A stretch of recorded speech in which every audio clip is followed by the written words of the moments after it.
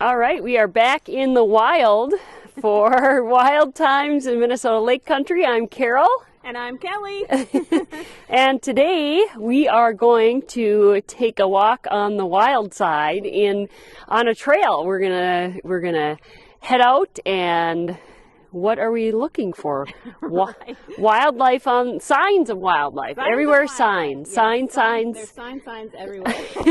And we're gonna stop and check out a few things, to make your hike if you're getting out in the winter or in the summer or whatever. It's winter now, but we'll see who's been on the trail along with us. Right. You never know what you might find. Okay.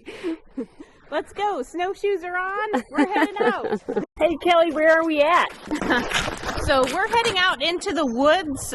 We're at the Tamarack National Wildlife Refuge once again because we like it really wild. So we're going to head through the trees and around a little loop in our snowshoes here.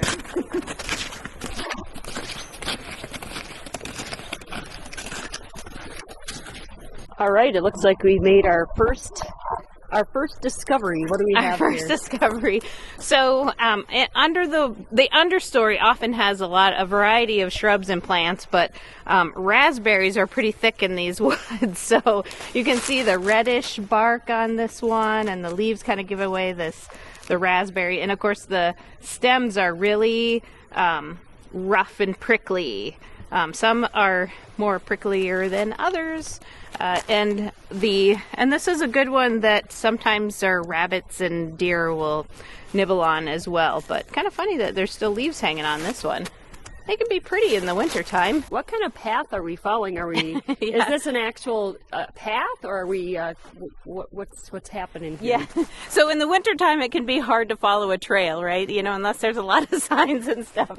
But one thing that is kind of helpful is that oftentimes deer take the easy way out and also follow paths that have been created by humans. So we're following a whole bunch of deer tracks here and squirrel tracks. You can see they've kind of led the way for us. So we're just following a deer trail today. Nobody's snowshoed on this yet. So we're breaking trail minus what the deer has already broke for us.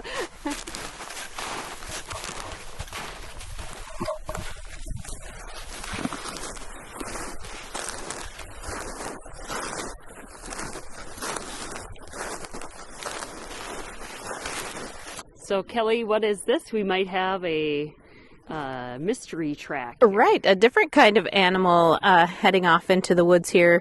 No doubt there's fox, and in this area we see bobcat. So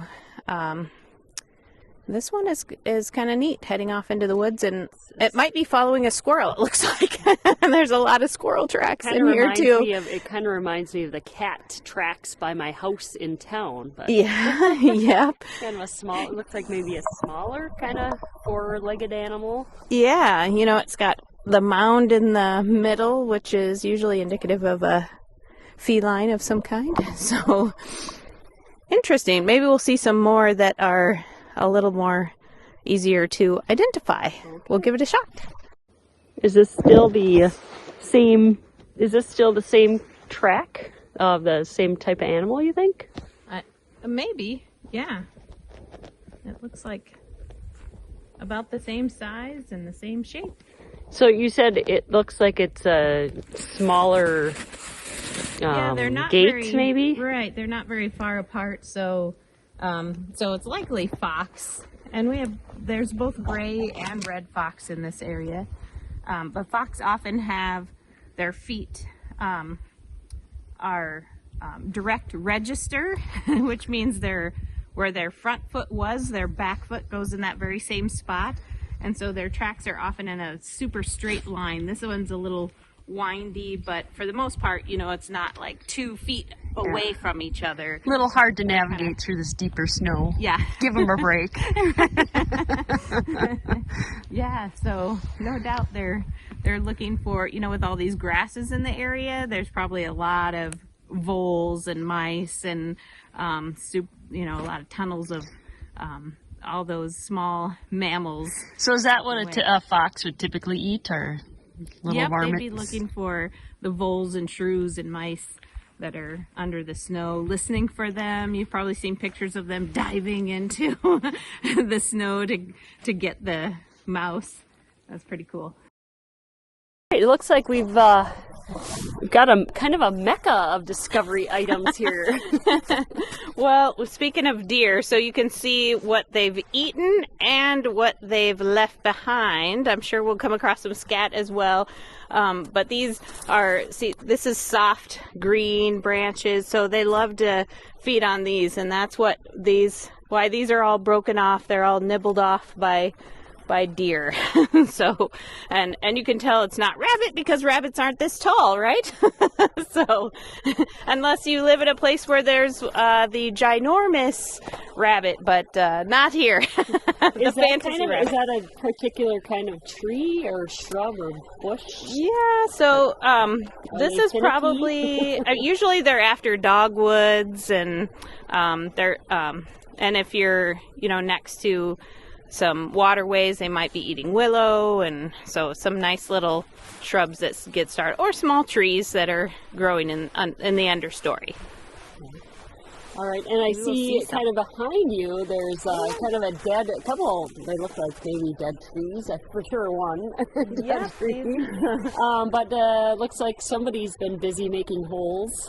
Right, so, insects in the wintertime, if it's an adult, will go into a special hibernation called diapause. So insects will be hibernating sometimes in dead logs like this. And of course that's good food for woodpeckers and birds that have the ability to knock a hole and go after critters like that.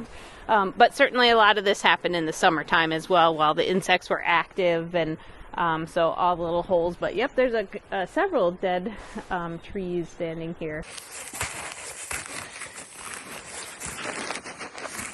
So Kelly, we continuing on and following tracks and looking for little animals to start jumping out anywhere, anytime. But sometimes it's kind of cool just to see trees without the leaves on them. Yeah, and when the leaves die off, you can see through the woods so much farther. That is really neat, and see shapes of stuff that you might not notice in the summertime that you actually see. And then of course with the white background, it just really shows up. So I thought this tree was pretty cool. I think it's a basswood tree. Gosh, I'm not 100% sure about that.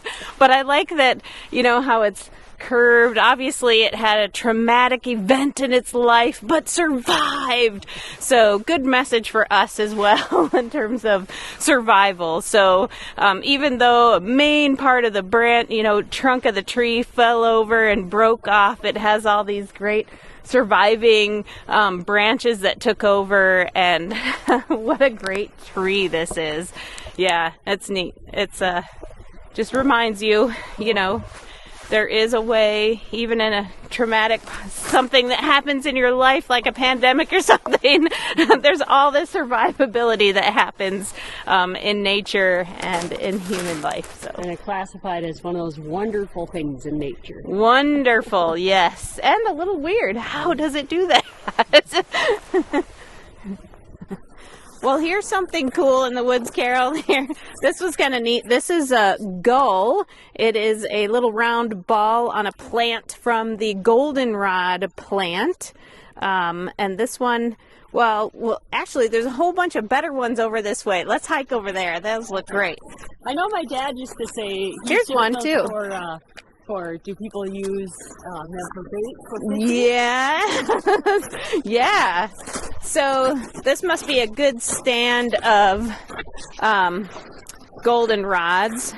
And here's one that's been emptied. So you can see this goldenrod gull has been chewed up.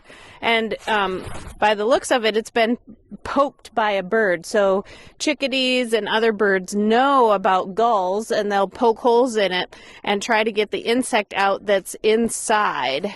So let's see if we can't find a good one, and we'll open it up and see if we can't find the gull fly that's in there. Oh, this one's already come out. That one's come out. This one has a hole in it. Maybe this area might have been already impacted by the birds. Let's see. That one has a hole in it. Is there one right down there? Oh, yeah. That one looks pretty solid. Right. There's no holes.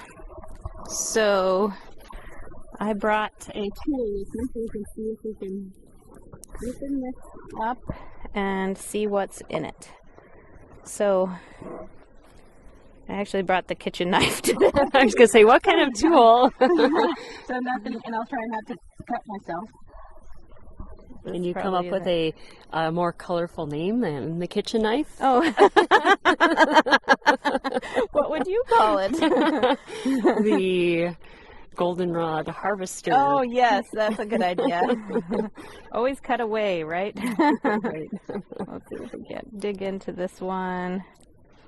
So what's cool about this is what happens is the adult will come and lay the eggs on the goldenrod, like as the stem is starting to grow in June, and then the animal, as it hatches, of course, it's kind of symbiotically growing with this plant at the time, will be eating inside of the stem of the plant, and that acts like a irritant to the plant, or almost like hormone activity, and it causes the plant then to grow in a different way. And in this case, once it reaches, I think, the third stage of the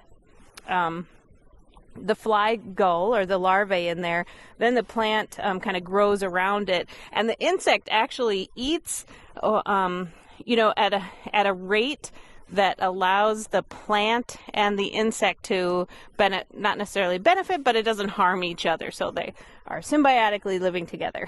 So we're going to open this up, and there's kind of a soft part on the inside, and then the outer layer of the skin here, and maybe it looks like it might be promising. Oh, it's really thick, so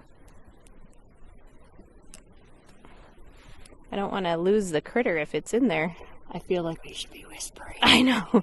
He's sleeping in there. We're totally disturbing this. I feel a wild kingdom moment coming.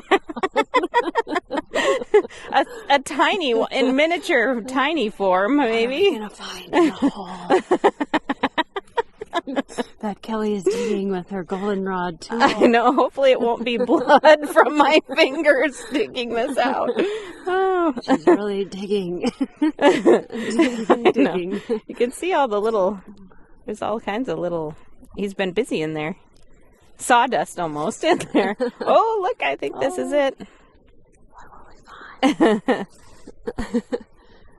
So this is what the birds are after. And what's cool about these larvae, well, of course, there's lots of cool things about the larvae, but they're super high fat content. So eating one of these is like, eating some, I don't know, something. My dad used to call it ice cream for the bird. Yeah, only it's more, it's even more like energy. It's like a huge vitamin or soy ice cream. Yeah.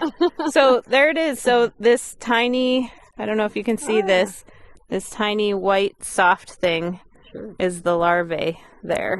You're tickling him a little bit. Yeah. With a knife.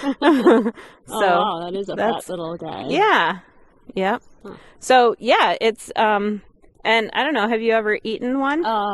No, but I'll get it on camera of you eating one. Why don't you? I've already had one. You can eat one. So should I? I double dog dare you. Okay. So this is the larvae, and it's super high content.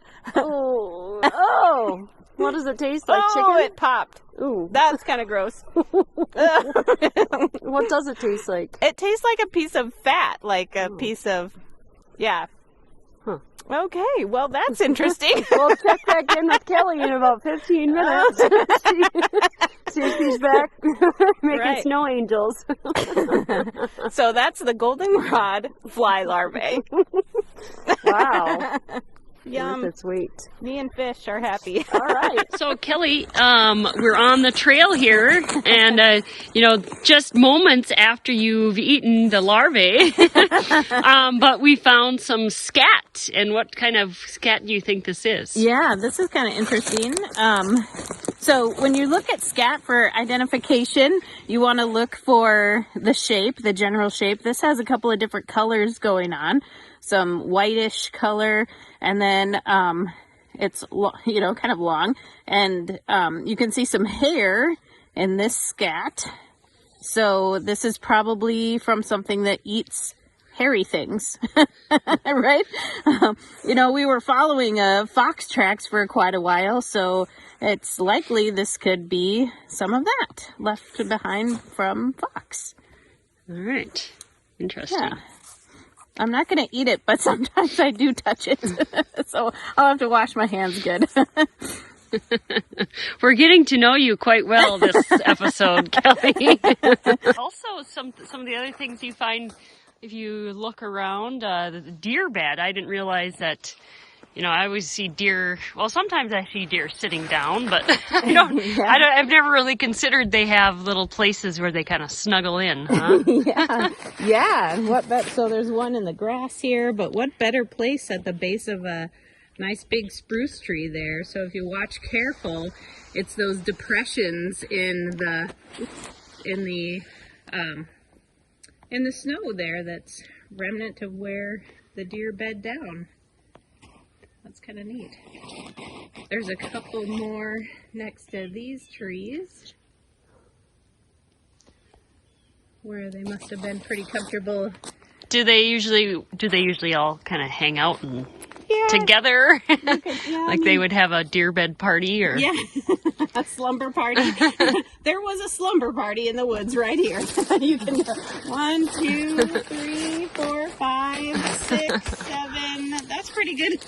Pretty good number. Or maybe there's just 3 of them and they chose different places each evening. I don't know. So they just kind of look up for some place that maybe is a little bit out of the wind. Out of the wind. Okay. Out of the wind. Yeah. So, yep, on this back slope, I'm sure is a good spot for the deer to bed down for the evening. So I'm surprised we didn't. Maybe we scared them off. No, looks like it snowed in there a little.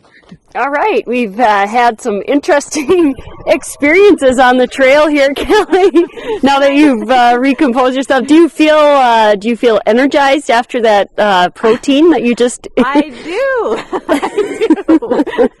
I'm ready to go now. We have a lot more hiking that can happen. So. And feel free to rewind and watch that again and again and again.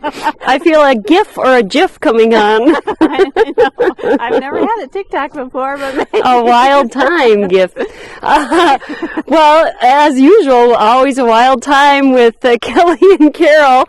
And until we talk or see you again, have your own wild time. Don't let winter hold you down. This is beautiful. Get outside. Wild times in Minnesota Lake Country.